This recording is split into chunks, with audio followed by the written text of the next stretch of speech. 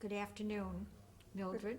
Good Today afternoon. is Wednesday, October the 20th, 2004, and I'm Jenny Elias.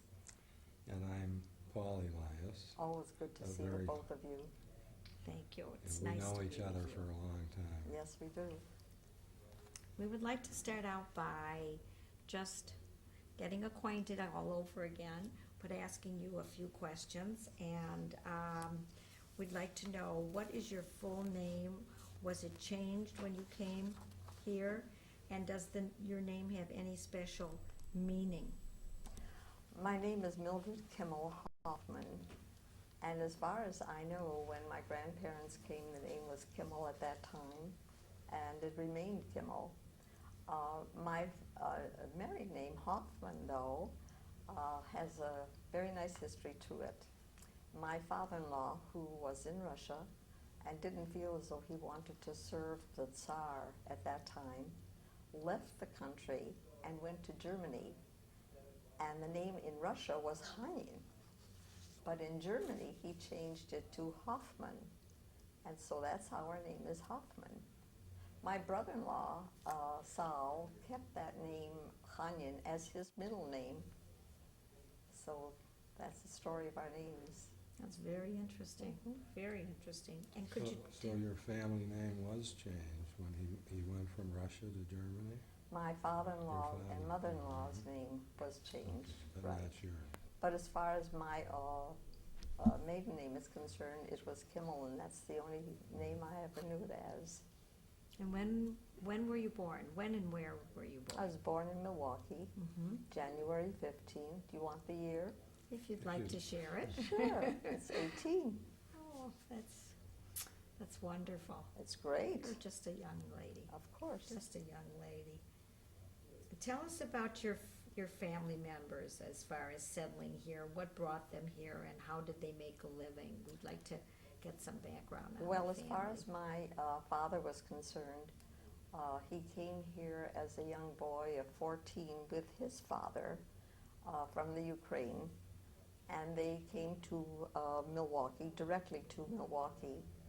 And my father was apprenticed as a tailor and learned the trade. As a matter of fact, was an artist in his field.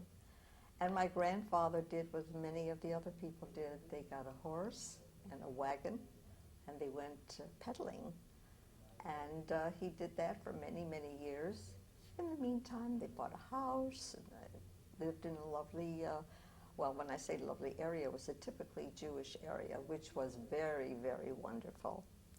As far as my mother was concerned, she was one of 11 children in the Ukraine, and an aunt of hers in Milwaukee wrote and told her mother that she would take one of the children and bring them to this country. How my grandmother ever decided which one it was going to be, I don't know, because she was never going to come to this country. So that's how my mother came here, also at age 14, and lived with the Mime, which is the Jewish word for aunt, and her cousins, who were the daughters of my aunt, all lived in the house, and it was really a very wonderful arrangement there because they were like sisters. And in time, well, my mother was quite young when she got married, met my father, and that is the story of how my mother came to this country.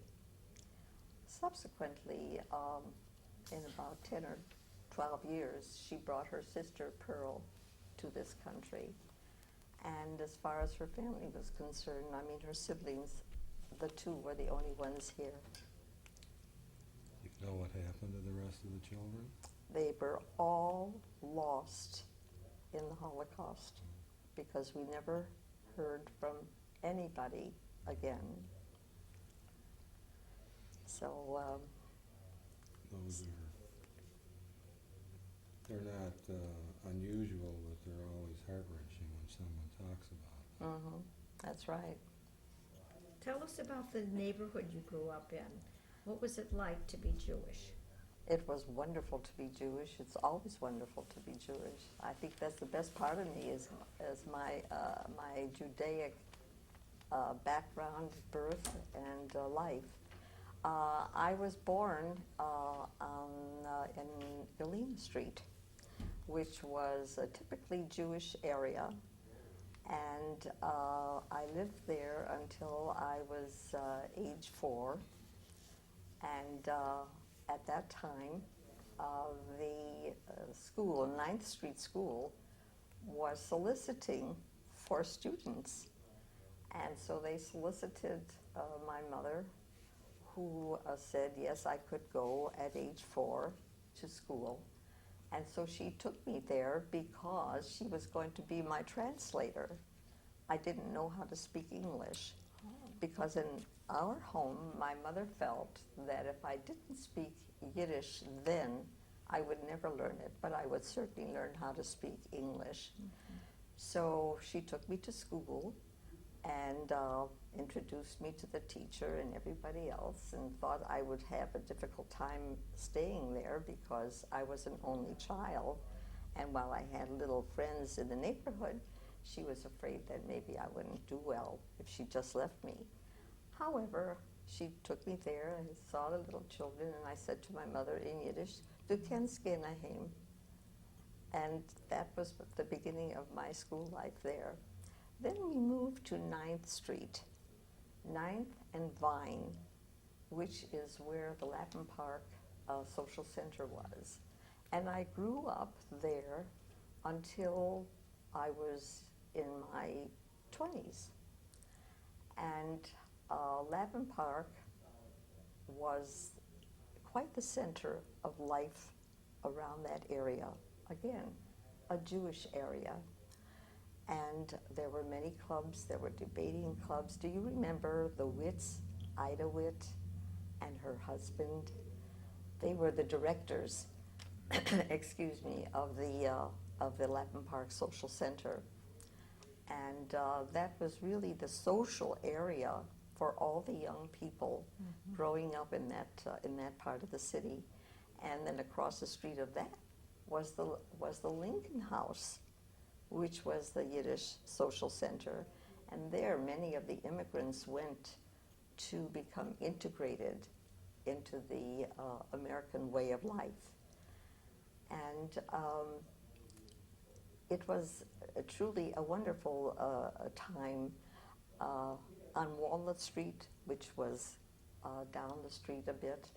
We used to have a lot of the people who were Zionists, who were communists, who were socialists, would come and they would talk on the street corners and lecture to all the people. It was really a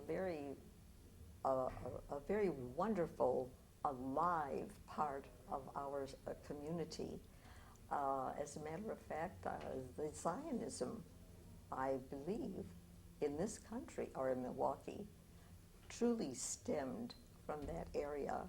Golda Meir used to stand on the corner and talk. Really? It was a very, very exciting time, and I think one of the most wonderful places to grow up. We knew we were Jewish, and we didn't have to whisper it either. What about your formal Jewish education? Did you go to Hebrew school? Yes, I did. Belong to a synagogue? Yes, yes. I went at first to study at a Hebrew school where it was just the boys. I was the only girl, and I guess I was a little shy about being in a class with all boys, and I told my parents that that isn't really what I wanted. So they transferred me to the Workman's Circle Yiddish school, where I learned to read and write Yiddish. I had spoken Yiddish all along. After a while, I went to the Volksschule because I guess I got more friends there, so I transferred to the Volksschule, which was, again, a Yiddish school, and continued with my Jewish education there. However, all along, as far as I'm concerned, I was always involved in the Jewish community in some form of education. And yes, we belonged to, at that time, the Polish temple, which was on 11th and Garfield. And the reason we belonged to the Polish temple, although my parents and my grandparents were Russian, was because my aunt had become engaged to Mr. Karp, who was then the first president of the Polish temple. Well, my grandfather was a Mahutin. When you're the Mahutin, you join the temple that your Mahutin belongs and is the president. Okay. So we belonged there for many years. Do you remember the name of it? The Polish temple? Yeah. Well, right now it's called the Agudas Achim, Oh, okay. and I think that that's what the name of it was at that Oh, time too. I see. And then after a while, after many years, we transferred to the Anshe Svard, which was on 12th, and I believe it was 12th and Garfield. I'm not quite sure, but that's where we belonged then, and I still belong to not the Anshe Svard, but to the Beth El Ner Tamid, where my family has belonged for many, many years. My children went to the Hebrew school, they were confirmed, they were married there, and my little great-grandchild was named there. And a now long my history. granddaughter, Long history there. and her husband belong there now too. It sounds like you had a wonderful time growing up. I have a question about anti-Semitism. Mhm. Did you experience any anti-Semitism? Very, very much. I experienced it a lot. A little example, looking for a job at that time, you couldn't find a job if you were Jewish. And I refused to look for a job and to deny that I was Jewish, so I always wore my Star of David out. When I did get my first job, it was with Morris Stern, who was an attorney, very well-known attorney. And he said, after several months, he said, "Do you know why I hired you?" "No, I didn't know. I was glad you did. I hired you because you wore a star out." And so I was very grateful for that. But I didn't realize this until I was thinking about this interview. I have always worked for Jewish organizations. I worked for the Jewish Daily Forward. I then worked for the Chronicle. And then I worked for the Jewish Vocational Service. And now I'm still with the Jewish Family Services. So I think that without really thinking about it, I always chose to work with Jewish organizations. We heard a little story just at the foot of the elevator. Tell us about your job at Jewish Family Service. What responsibilities do you have there? What do you do? I've been with the Jewish Family Services almost 15 years, and I want to add, it is absolutely the finest agency of its kind. We serve our people with such love and such caring that I think one doesn't find that very frequently. But what I do, I work with the Russian immigrant, or I should say Russian refugee population. And my particular work is job placement. I'm going to take a drink. Take your I'm time. a little dry. Well, that can happen. We'll wait for you. Thank you. The whole department, as a matter of fact, serves the Russian community in the way of integrating them into the community and into American way of life. And what we do, I do not do this, but there are case managers that take these people to the doctors. They even accompany them if there is surgery involved. The children are enrolled in school. We look for a place where they can live when they first arrive.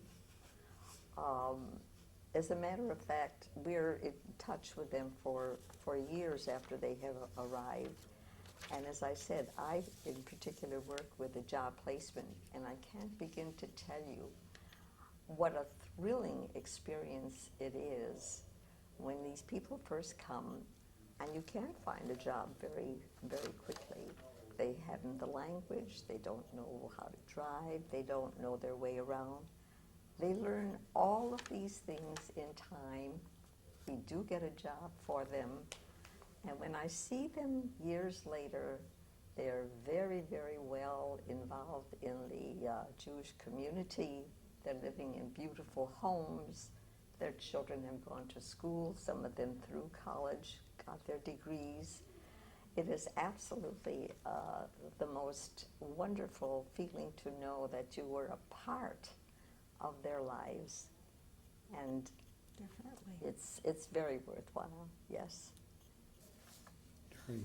During the war years, the Second World War and the Korean War, were any of your family involved in that? My husband was in World War II, and he served as a dentist, first at the camp and then in the line of duty in Italy. He was in the hospital that was out in the fighting areas, and he served a total of 5 years. My son was in the Vietnam Army. However, he is an exceptionally fine musician, and Uncle Sam felt that it would be better for him to serve here in the West Point band than to send him to Vietnam. So we were extremely fortunate that he stayed here in this country and stayed throughout the war. So we had much to be grateful for. Your son's still here in Milwaukee? My son is a practicing dentist, and he is practicing, and he is in Milwaukee, yes. Takes after his father. Yes. Mm-hmm. Yes. You mentioned grandchildren. Oh, yes. I should say, though, that my son and my husband were very fine musicians. And in fact, Stuart was originally going to be a professional musician and then switched to dentistry.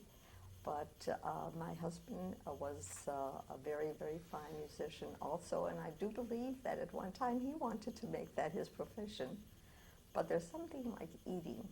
Mm-hmm. You have to be very good to Well, make they it are in very good. They are very You have to good. be good in life. But the competition is tremendous.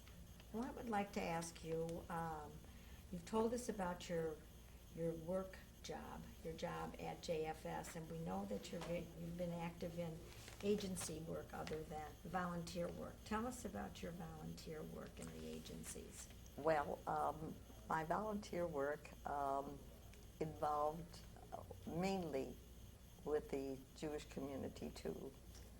I was the president and at one time a national board member of what was known at that time as Pioneer Women. Mm-hmm. It is now called Na'amat USA, which was the Jewish Labor Zionist organization. And in Israel, Na'amat is the largest Jewish women's organization. I belonged to Bethel and was at one time the president of the sisterhood. Let me see now.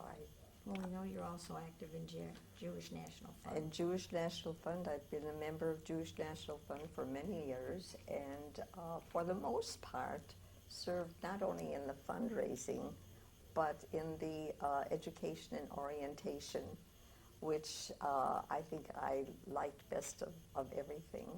And I'm still doing it. I'm still doing it. Good for you. Well, it's work that has to be done. That's right. That must be done. And let me see there. Yes, Made at some one things. time, I organized, myself and May Marks Willinson organized a Yiddish club. And at first we met in each other's homes, but then we moved over to the JCC and we met there for many years. Unfortunately, it became a little difficult, I think, for many people to be coming and speaking Yiddish, which is what this group involved, speaking and reading Yiddish. So in time, we sort of dropped the organization. And as a matter of fact, as far as speaking of education, Beth El Ner Tamid was, I do believe, the first adult Jewish education classes that were held in Milwaukee. And Max Braverman and I co-chaired this, and we used to get almost 300 people every Monday night to come and take courses. There was courses in the Hebrew, courses in Talmud, courses in literature, and Rabbi Louis Switchko was the head of this, along with the other teachers of the Hebrew school. And the enthusiasm that we had at that time was absolutely beautiful. And we had a membership of close to 300 for about 3-4 years. And then after a while, some of the other synagogues started having adult education classes. So our classes became a little smaller. But they are still in existence. The adult Jewish education are still in existence, which is wonderful. And I do want to say that I do believe that the city of Milwaukee, and I speak of city of Milwaukee because I don't know the other cities, but I think that our community, and I think we have to say thank you to the Jewish Federation, have developed a strong Jewish community that I think will go on and on because our children and grandchildren have the Jewish schools that they can go to, whether you go to the Orthodox, to the Conservative, to the Reform, but the schools are excellent schools, and it's a joy when you see the little ones singing the Hebrew songs. I tell you something, I could just burst with pride when I see that. And it's a very normal thing for them. This is very, very normal. Just think when we were younger, we had to hide or speak softly when we would speak of Yiddish or Jewish. That's So I'm extremely proud of our community, and I do think that a lot of it is due to the Federation. What kind of a connection did you have, or do you have, to Israel? Could you tell us something about that? With Israel? Have you ever traveled to Israel? I went to Israel. I was in Israel in '76, which is a very long time ago. It was a wonderful, wonderful experience. Unfortunately, I haven't been back there. But all of my volunteer work, as far as the Jewish community is concerned, has to deal with Israel. And I'm really very proud of it. As you should be. I have a question for you.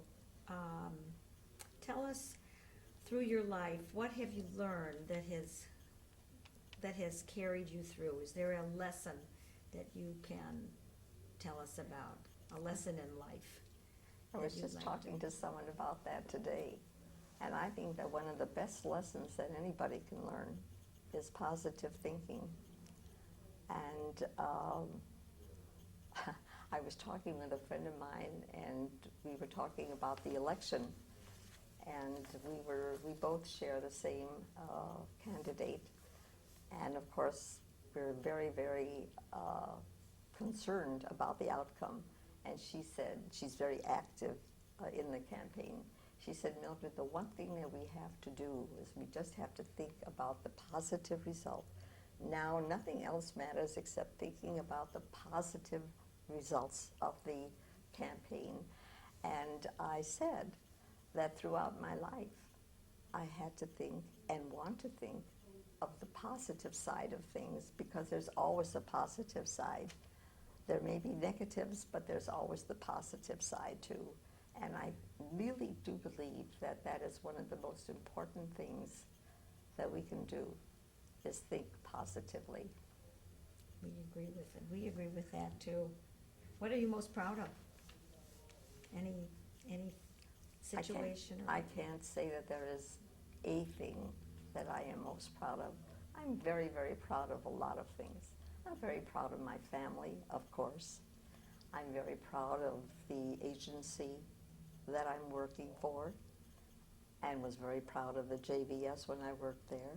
I felt very fortunate to be working in such wonderful, wonderful areas where you work with human beings and see human beings become whole.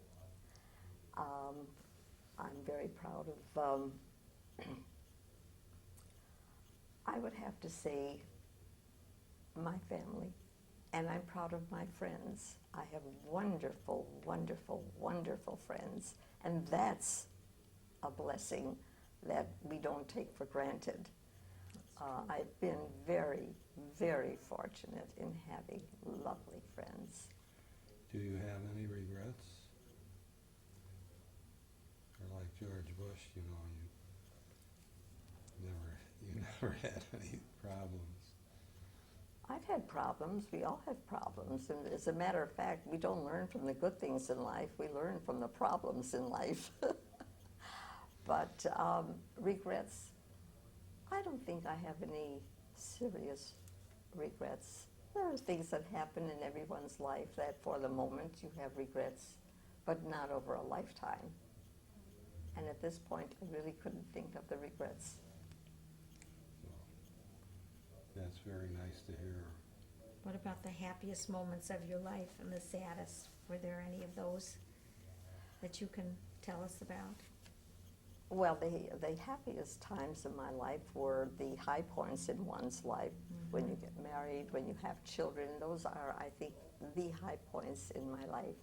And as far as sad points, yes, when I lost my members of my family, yes, very, very sad, because they're irreplaceable, and it's a part of one's life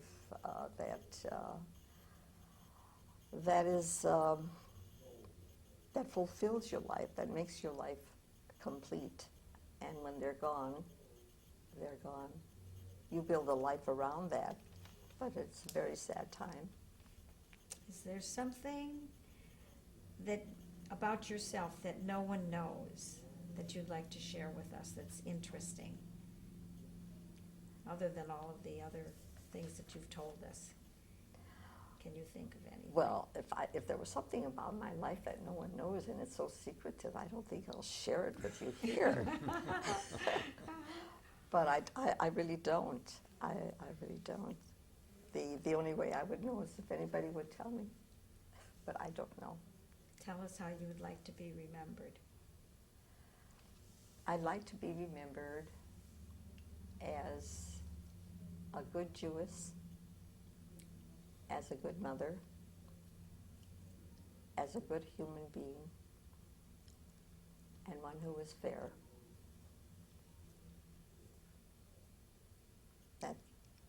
Those are all very, very good. I think that if I Thanks. were to die and that was what would be remembered, I think I'd be a very fortunate person. Is there anyone that you would like to talk about that we haven't covered so far? Someone who touched your life outside your family, in your family? I don't want to select any one person to talk about, because they're all very, very, very special in their own way.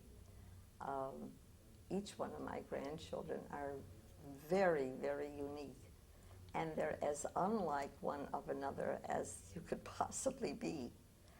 But they're all very kind, very thoughtful,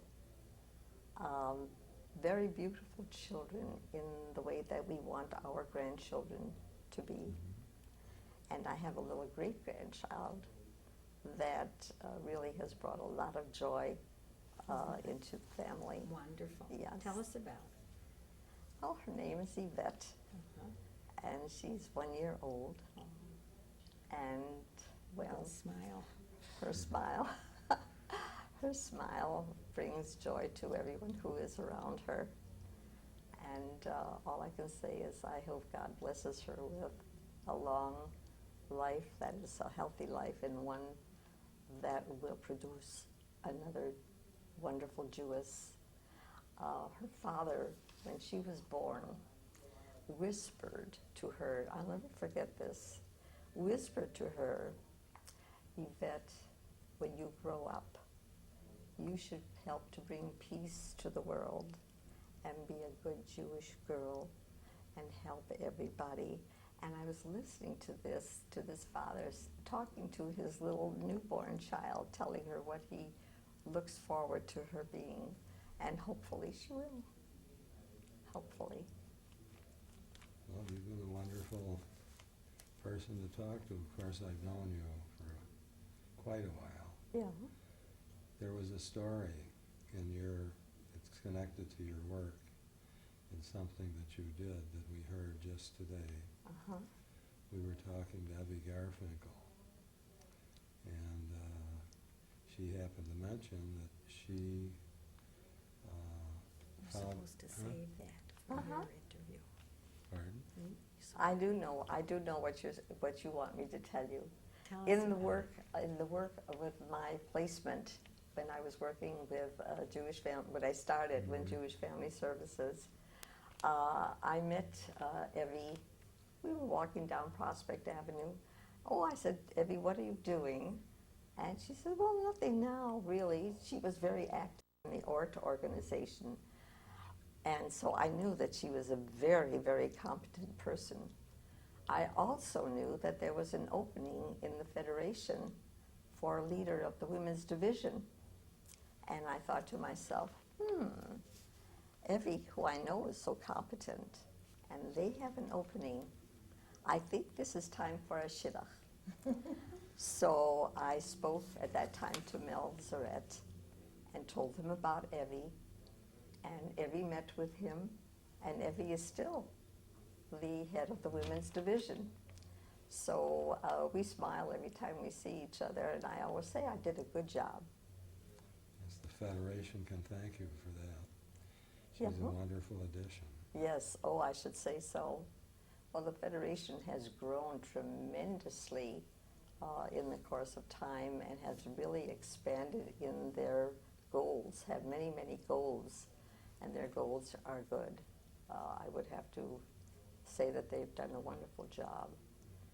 And I certainly should add here that Rick is my nephew through marriage. So I'm extremely proud of him because I think he's done an excellent job. Has wonderful committees, chairman.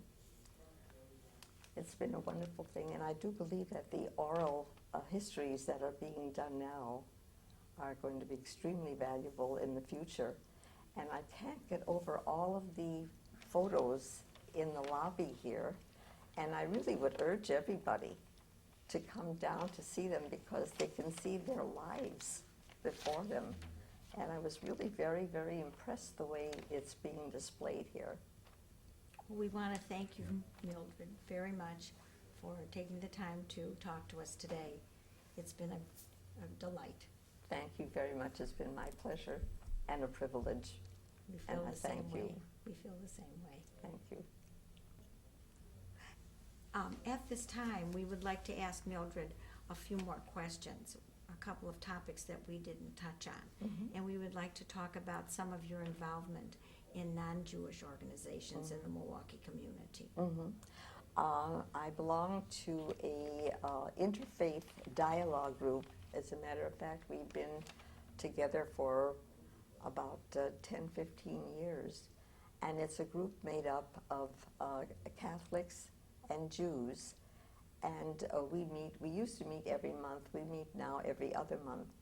And it is a very, very cohesive group. we enjoy each other's company tremendously. We speak about each other's religion, and we learn a lot about each other's religion, and in a very, very straightforward way. For instance, during the days when anti-Semitism was quite the thing, they say how at their churches they were encouraged with the anti-Semitism. One of the members said that when he was a little boy, he went to the theater once with a little Jewish boy. And when he came home and his mother asked him, "Whom did you go with?" And he told her he got a terrible spanking for that. This was really quite something to hear from the person who did. And they say this with such sadness and with such regret, which of course helps us to understand how people can really come around and understand and reach out and learn other religions and learn to respect them, as we have been doing. Another situation where I was involved in the non-Jewish community was with Mayor Meyer when he was in office. There was a very strong beautification committee that was led by his wife. And I was asked to serve on that committee and did for quite a while, did a lot of the research with regard to the lighting of the alleys in the city. So that was really very interesting also. And of course with the Girl Scouts, I was a Girl Scout leader and enjoyed that a lot. And I think that the children that I worked with enjoyed it a lot too. It was very, very worthwhile.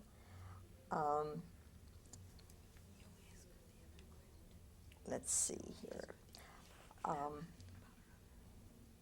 I really should, when you asked me before about the time during the, before World War II, I remember when my parents needed to look for a flat to move to.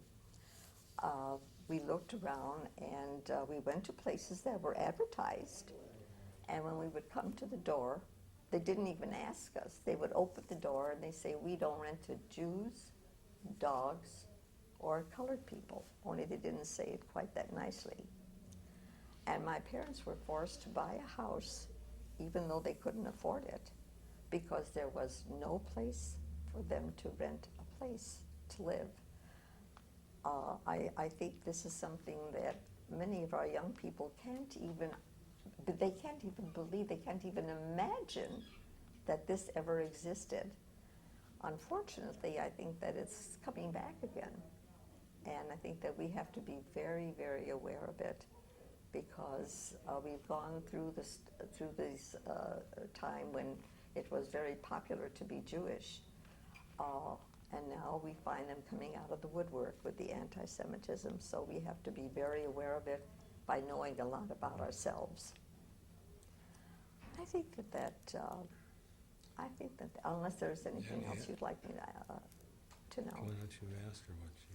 There was another situation that you had referred to, and that was your involvement with the other organizations that you said that you wanted to refer to. Well, the ones that were not involved in the Jewish organizations, Okay. and that's what. Well, Because I did have a life outside, not like the life I had as a Jewess in the Jewish community, but there had to be something outside of it to keep a rounded life. well, I hope we've covered everything. It's been a pleasure again, and we thank you again so much for sharing You're very You're- welcome. your You're very thoughts and welcome. experiences Thank you. with us. I hope I didn't distract you. I should add here that during World War II, so many of the young men were drafted or enlisted or whatever, went into the Army, which meant that there were a lot of the young wives who were left here. And we were too young to have children at that time, so I did organize a group of young Jewish women whose husbands were in the army, and we used to meet at the Jewish Community Center. And it was really a very nice way to spend time together. We could share stories, we would go out together, but it gave us something to gather for and to share. So I thought that might be of some interest also. There was also the OAT dental fraternity, and subsequently the wives of the dentists organized a women's auxiliary. And what we did was we used to make little dolls, little craft work, and we would deliver them to orphanages or to children that didn't have the means to go out and buy toys. And that was a very nice thing that we did. It wasn't in existence too long, but what we did during the time that we did meet, and then after we would do our craft work, we would meet with the men and have a little bite to eat. It was a nice evening for the fellows after they had their meeting, so that they weren't away from home that long. The wives would come along and share the evening in their own way and then be together for the rest of the evening. So it was a nice thing to do. Well, again, we thank you. And I'm sure we've completed all of the history behind Mildred Hoffman, and it's been a real pleasure. Thank you very much.